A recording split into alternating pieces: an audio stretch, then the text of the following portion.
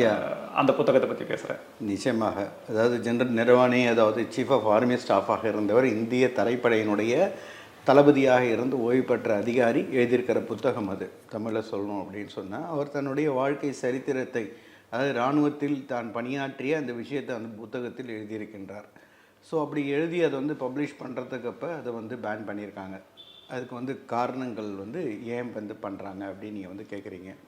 ஒரு ஆகச்சிறந்த ஒரு கேள்வி. ஏன்னா மக்களுடைய எண்ணங்களில் எழுகின்ற அந்த கேள்வியை நீங்கள் வந்து பிரதிபலிச்சிருக்கீங்க. இப்போ வந்து இராணுவத்துறையினுடைய மூத்த அதிகாரியாக இருந்த, இராணுவத்தினுடைய தரைப்படையினுடைய தளபதியாக இருந்த அவர் வந்து எழுதியிருக்கிற புத்தகத்திற்கு ஏன் தடை வந்திருக்கு அப்படின்னு நீங்கள் வந்து கேட்குறீங்க. அவர் புத்தகம் எழுதும் பொழுது அதற்கு வந்து கிளியரன்ஸ் வாங்கணும்.